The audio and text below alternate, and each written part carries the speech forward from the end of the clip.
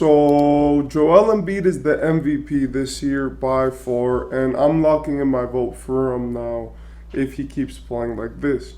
We're about 25 games into the season, 26 for some teams, maybe 24 for others, and the 76ers have played 24 games. Well, Joel Embiid has played 24 games for the 76ers, and he's averaging 35 points, 12 rebounds, 6 assists, 2 blocks, and a steal. Let that sink in. And I'm going to repeat 35 points, 12 rebounds, with 3 of them being offensive and 9 of them being defensive, 6 assists, 1 steal, and 2 blocks. So that means that on offense, he's contributing 35 points and 6 assists, which, if you consider the fact, right, that assists may be 2 or 3 points, that means that Joel Embiid is minimum, right? Minimum, considering, let's say, that one of his assists every game is a 3-pointer, right? That means that he's at least contributing 50 points or around 48 points to just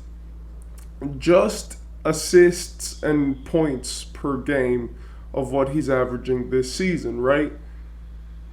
48, just if we consider that one of his assists is going to be a 3 every single game, and that doesn't consider for the fact that there may be multiple 3s. So around 48 to 50 points a game, plus 3 offensive rebounds, meanwhile shooting 54% from the field, 33% from 3, respectable percentage for a center, and 89% from the free throw line.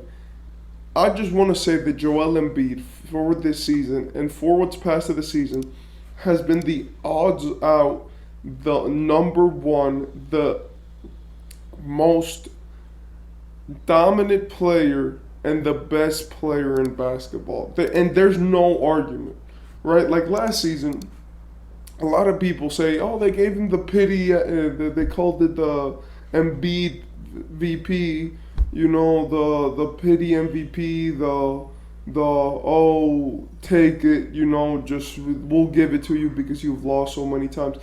And even though I didn't agree, because I did think like, oh, Joel Embiid definitely deserves his MVP, as I had said in my videos, but I was there like, I understand why they say it, because what Nikola Jokic did in the playoffs made Embiid look bad. And that was the problem with last season, because in the regular season, if we're being honest, to anyone who was there and was watching that, they knew, like, yo, no way, like, Embiid is way better than Jokic in the regular season last season. And the reason why we saw that, and the reason why most people gave that opinion, was because it was like, yo, like Embiid was more consistent in the regular season, had more dominant performances, scored a lot more points, and even though, yes, he can assist like, you know, Jokic can't score like he can, and meanwhile, you know, Embiid did it with a team that wasn't, you know, as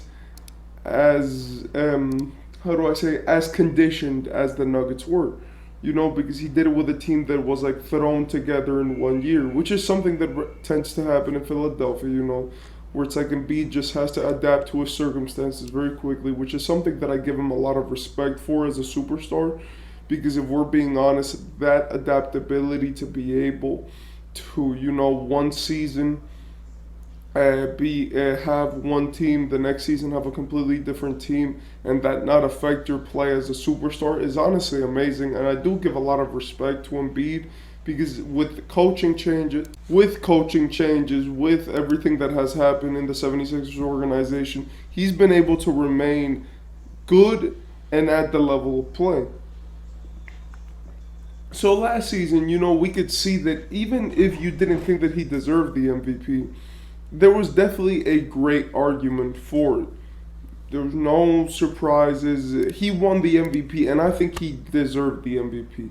And I'm not saying that as a fan of Embiid. I'm not saying that as anything because if we're being honest, if you were there for that regular season, most people believe that that Embiid deserved that MVP, right? It was the problem was that it then came playoff time. Obviously, Embiid got smoked, just like as he usually does. He got beat in 7 games by the Celtics, and he had a really bad game 7. Meanwhile, Jokic didn't go to a game 7 and won the NBA championship. So when we look at that, it's obvious that there was a playoff reflection that led people to have a lot of opinions about the regular season. Because honestly, if we say it, it wasn't the, oh, here, go and take it. Because people really believe that Embiid should have been the MVP last season. The problem was that since Nikola Jokic was dropping 30-point triple doubles and won a Finals MVP and basically put himself in a different tier than Embiid when it comes to legacy, it was like, oh, Embiid, just take the MVP, okay. Meanwhile, Nikola Jokic was winning everything in the playoffs, so it looked bad that they gave him the MVP.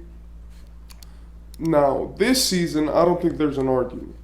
Look, and this is what I want to say. Whatever you're feeling now when you watch Embiid play, when you watched him drop 51 yesterday, when you watched him drop 50 the other day, when you're seeing him average more points than he does minutes played per game, he's averaging 35 points and 34 minutes. So that means he's averaging 1 more point per minute. Meanwhile, doing all of this, he's also leading the NBA in scoring for the 3rd time. Leading the NBA in scoring for a 3rd time. And racking up 3 scoring titles isn't easy either. He has done it 3 times in a row now. And I think that Embiid is never going to win a championship. I've said that before, and I think that I will keep saying this, because I just think that it's true. Not to diss him in any way, but Joel Embiid has definitely been one of the players which I have least faith for his championship dreams. Not because of the way that he plays. Even though that is part of it, but it's more because of his mentality. I don't think that he's a clutch player, a player who can really toughen up in the worst of situations. And even though he doesn't in the regular season, when the stakes matter the most, he hasn't really been shown to be able to do that consistently. Adding on to this, I also think that he's been pretty amazing, when it comes to doing his thing and always being there and always being able to have his way in terms of the offense. But when it comes to the playoffs, I think it takes a certain it factor, and I think that his play style and how much he gets fouled isn't going to translate a lot, into the playoffs and into a more competitive style where people are planning for you to flop, where people are planning for you to, have those types of movements, and they've studied you for hours and hours, and they have a game plan, and they have all of that. I don't think it works. I do think that he's dominant, but I think that if in the playoffs he wants to win, it's going to take more than just what he has right now. So that's why I'm saying that these MVPs matter. Because look, I'm sorry, but not everyone is destined to win a championship. And that's just a fact. Not every superstar is destined to win, especially destined to win in their prime. Because look, out of their prime, a lot of people have done it. A lot of people have won a championship out of their prime with another great one. They helped them. And since they don't have to be the main star, their play never lets down. But with people like Embiid and cases like Charles Barkley, Karl Malone, I'm sorry for that second name. It's just a reality. I don't like saying his name around here, but he is one of the premier examples of those guys, especially those 2 guys, are mostly just remembered for their MVPs. People don't talk about them in these GOAT conversations. And even when you see a guy, Karl Malone is remembered obviously mostly for the situation that happened with him, and Charles Barkley is remembered for being on TNT. more than his actual career.